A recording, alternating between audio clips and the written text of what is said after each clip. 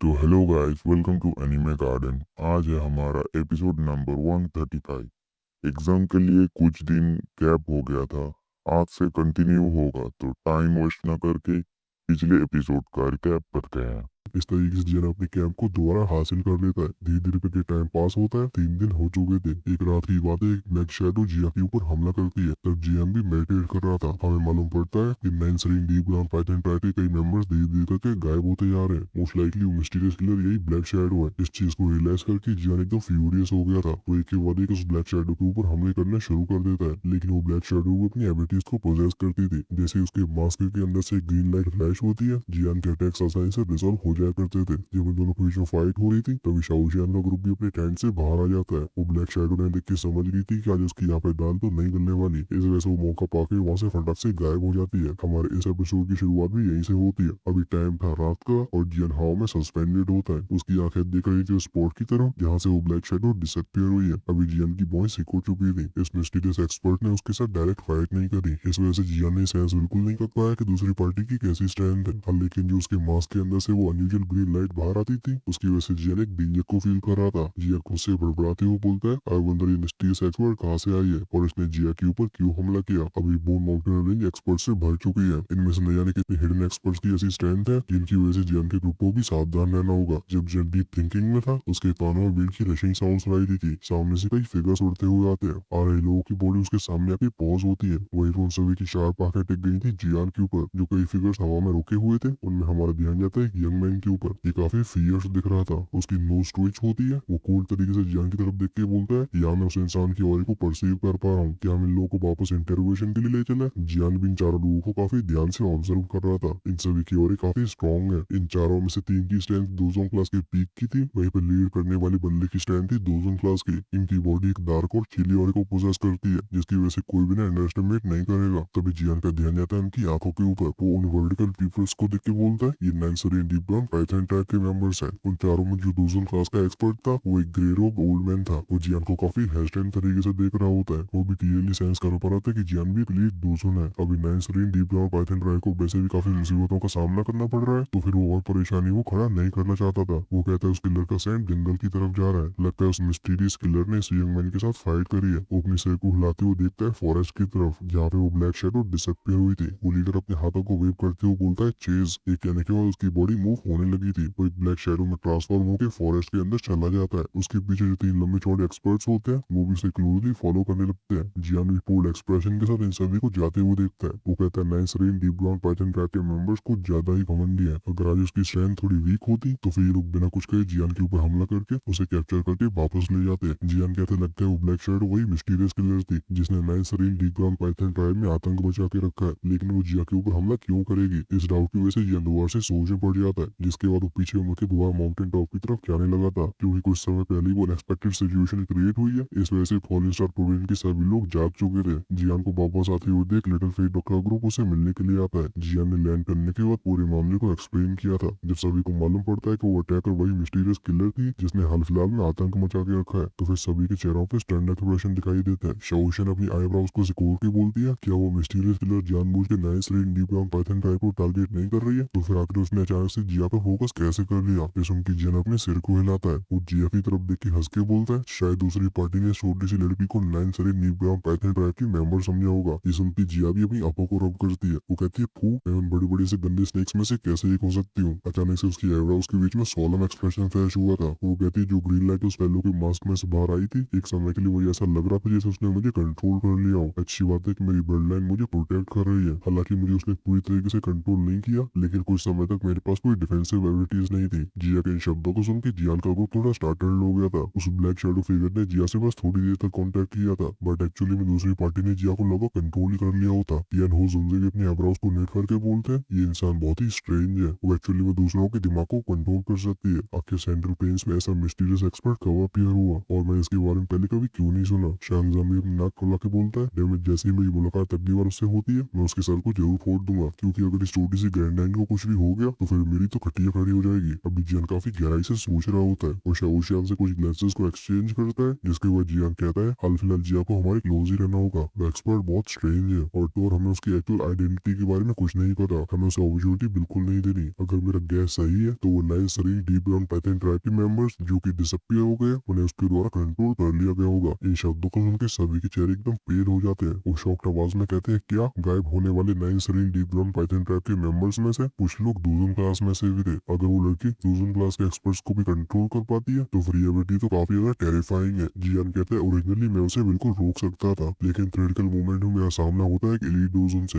उस डोजन की दूसरी डार्क और चिल्ली साइड में थी और क्योंकि कुछ समय पहले मेरी मुलाकात नाइन सारी डीप ग्राउंड पाइथन ट्राइब के मेंबर से हो चुकी है तो मुझे लगता है कि वो एक्सपर्ट उनसे काफी सिमिलर था। शाओशियान अपने सिर को हिलाते हुए बोलती है ऐसी एबिलिटी जिससे दूसरों के दिमाग को इतनी आसानी से कंट्रोल किया जा सके, मैं इसके बारे में पहले कभी नहीं सुना। हालांकि कई सोनिक दो टेक्निक्स है जो कि दूसरों के दिमाग को कंफ्यूज कर सकती है, पर उनसे भी एलीट डोजोस का दिमाग पूरी तरीके से कंट्रोल नहीं किया जा सकता। जिया हल्के से इग्नोर करता है। सच में दुनिया बहुत ज्यादा मिस्टीरियस है, क्योंकि नए stream deep Ground Python tribe ने ऐसे इंसान से पंगा ले लिया तो उन्हें काफी समय तक तो चैन नहीं मिलने वाला। जिया सभी को देखे डीप आवाज में बोलता है अगले कुछ दिनों में आप सभी को बहुत केयरफुल रहना है। कल के बाद वो एशियन रिमेन्स खुलने वाले हैं, उस समय सबसे पहले एंटर करने वाले हम होंगे, क्योंकि अगर वो सोल बेबी फूड किसी के हाथ में पहले लग जाता है तो हमारे लिए चीजें काफी मुश्किल हो जाएंगी। इस ऑर्डर को सभी एक्नॉलेज करते हैं। जब एक बार फिर से मामला सेटल हो जाता है तो फिर जियान के ग्रुप के साथ कोई अनएक्सपेक्टेड सिचुएशन क्रिएट नहीं हुई थी। बोन माउंटेन रेंज में आने वाले लोगों के नंबर्स मल्टीप्लाई हो जाते हैं। नॉइज की सोनिक वेव आसमान में जाती है। अभी सभी लोग इंतजार कर रहे होते हैं कि एशियन रिमेन्स कब ओपन होंगे। सभी की एंटिसिपेशन के बीच में 2 दिन चुपचाप से निकल जाते हैं। 2 दिन के बाद जब सनलाइट नीचे माउंटेन्स पे आके दोबारा बिखरी थी, ये माउंटेन रेंज जो कि क्वाइट हो चुकी है, बस इसी पल में यहाँ पर ज्वालामुखी की तरह विस्फोट हो गया था। ये इरप्शन होता है लोगों का। सभी दिशाओं में रसिंग विंड साउंड सुनाई देते हैं। मधुमक्खियों की तरह सभी लोग जाने लगे थे माउंटेन रेंज की तरफ। जियान का ग्रुप जो कि माउंटेन के टॉप पे खड़ा हुआ था वो इस समय पूरी तरीके से प्रिपेयर्ड होते हैं, क्योंकि एंशिएंट रिमेन्स में एंटर करना काफी डेंजरस है। तो फिर जियान का वो छोटा सा ग्रुप ही एंटर करने वाला है। वो फॉलोइंग स्टार प्रोविल के डिसाइपल्स और दोनों एल्डर्स या फिर रह के जियान का अवेट करने वाले हैं। हालांकि एंशिएंट रिमेन्स में एंटर न कर पाने की वजह से कई लोग रिग्रेट फील कर रहे थे, फिर जियान के ऑर्डर को कोई भी डिफाई नहीं करता।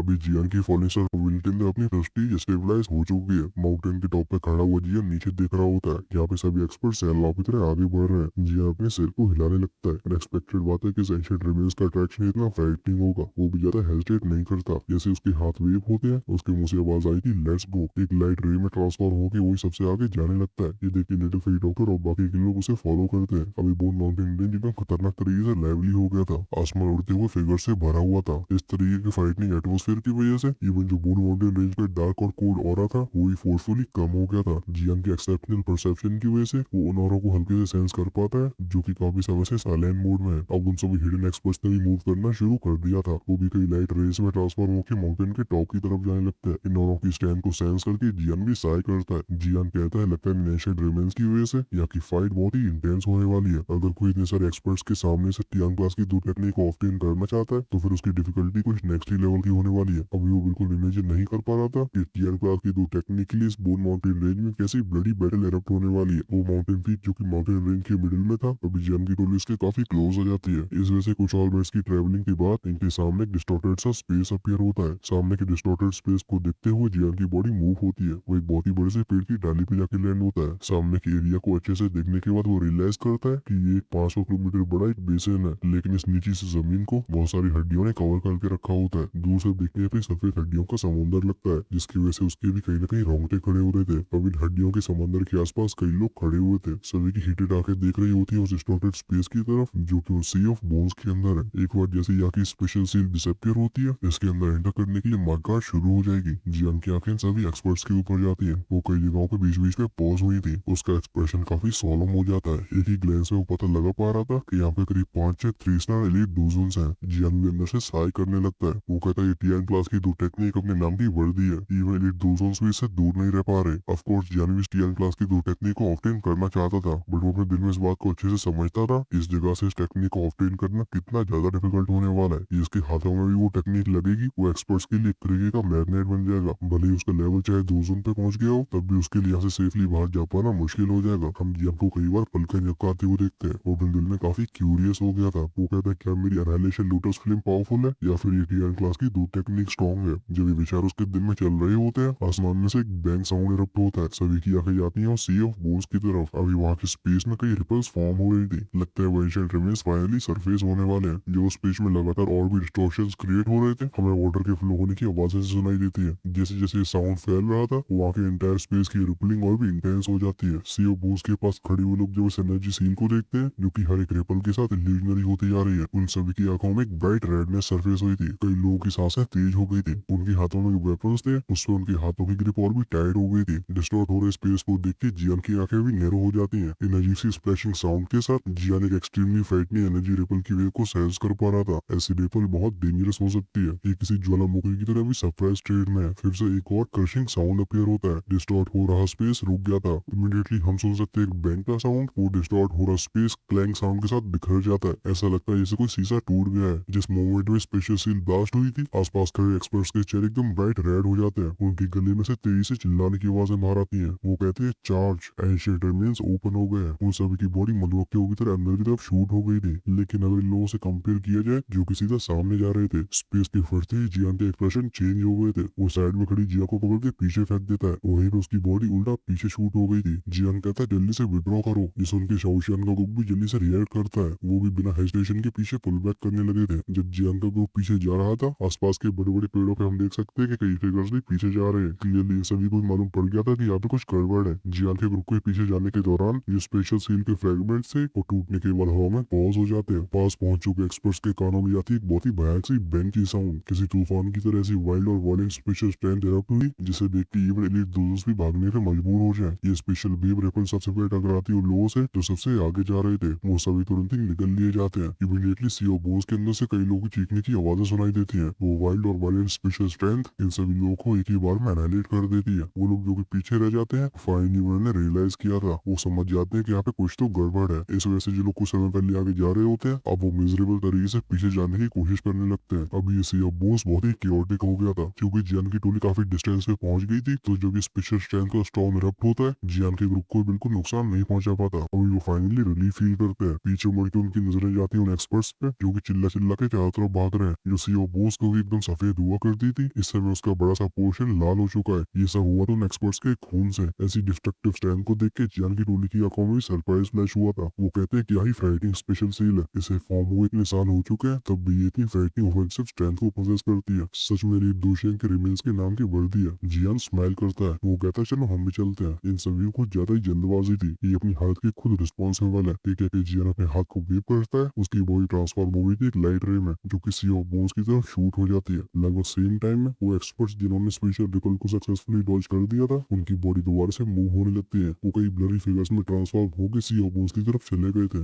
ये सीओ बोन्स बहुत ज्यादा वास्ट था। जब जियान की ग्रुप की यहाँ पे एंट्री होती है, तब उन्हें दिखाई देता है एक बहुत ही बड़ा माउंटेन पीक जो कि सीओ बोन्स के अंदर सबसे ज्यादा ध्यान को आकर्षित कर रहा है। दूर से देखने पे ही किसी एंशिएंट फियर्स बीस्ट की तरह लगता है, जिसकी क्रीपी वाइब की वजह से कई लोग चिल फील करते हैं। इस बड़ी सी चीज को देख के जियान का ग्रुप जो कि तेजी से आगे बढ़ रहा होता है, उनकी स्पीड भी स्लो हो गई थी। जिस तरीके का पिछला स्पेशल स्टॉर्म इरप्ट हुआ था, वो समझ चुके थे कि ये कोई फ्रेंडली जगह नहीं है। अगर वो केयरफुल नहीं रहते हैं तो फिर वो सभी अपनी लाइफ को यहाँ पे खो भी सकते हैं। जैसे जैसे वो अप्रोच करते हैं, सीओ बोस के ऊपर जो व्हाइट फॉग होता है वो भी धीरे धीरे करके पतला होता जा रहा था। जियान की टोली की आंखों के सामने आती है वो नॉर्मल चीज। ये एक बड़ा सा हॉल था। इस हॉल का साइज करीब 10,000 फीट का होगा, जिसकी वजह से छोटे से पहाड़ जैसा लगता है। अगर इस बड़े से हॉल से कंपेयर किया जाए तो हॉल ऑफ सोल का ब्रांच हॉल जहाँ से मास्टर यालो को रेस्क्यू किया गया था, उसके सामने बिल्कुल टाइनी सा लगेगा। जब सभी लोग इतने बड़े से हॉल को देखते हैं तो सभी को ऐसा लगता है कि वो सब इसके सामने बिल्कुल चींटी के बराबर है। इस बड़े से हॉल का रंग एकदम ब्राइट रेड होता है। दूर से देखने पे ऐसा लगता है जैसे इसमें से लगातार फ्लेम्स राइज हो रही हैं। ये सफेद सीओ बोस के अंदर एकदम अलग ही लग रहा था। जब आसपास के एक्सपर्ट्स इस बड़े से ब्राइट रेड हॉल को देखते हैं, वो भी एक पल के लिए अपने दिमाग का संतुलन खो बैठे थे। खैर वो ग्रेजुअली रिकवर होते हैं। जब एक दूसरों की तरफ देखते हैं तो सभी की आंखों में शॉक्ड एक्सप्रेशंस थे। वो हल्का सा इमेजिन कर पा रहे थे कि एक लीड डोशियन का एग्जिस्टेंस कैसा होता है। ये बड़ा सा हॉल भी उन्हें बहुत प्रेशर दे रहा था। हमारे कानों में स्विच स्विच की आवाजें आती हैं। जब बाकी एक्सपर्ट्स इस बड़े से हॉल के पास आए थे, उनकी ट्रैवलिंग स्पीड एकदम रिड्यूस हो जाती है। फाइनली वो सब आके रुकते हैं इससे 100 मीटर की दूरी पे। पास आने के बाद ये बड़ा सा हॉल और भी ज्यादा बड़ा लगता है। एक ग्लैंस में इसे देख के ऐसा लगता है जैसे इसने आसमान को छू रखा है। इस बड़े से ब्राइट रेड हॉल को देख के जियान भी अपना सिर हिलाने लगा था। वो अंदर ही अंदर से कहता है तभी मैं कहूँ कि इसे स्पेशल सील से कवर करने की क्या जरूरत पड़ी। ये बड़ा सा हॉल सभी का ध्यान आकर्षित करने के लिए काफी है। वो अपने ग्रुप के साथ बड़े से हॉल से 100 मीटर की दूरी पर लैंड करता है। एक एंशिएंट टाइम का एलीट डोशियन इतने इनॉर्मस रिमेन्स को बना सकता है। लगता है उसकी फाउंडेशन बहुत रिच होगी। अब जियान का दिल कहीं ना कहीं श्योर फील करने लगा था कि उसकी ट्रिप वेस्ट नहीं गई। अब इस बड़े से ब्राइट रेड हॉल के पास कई फिगर्स आ चुके थे, लेकिन इसके 100 मीटर के अंदर एंटर करने की किसी की हिम्मत नहीं होती।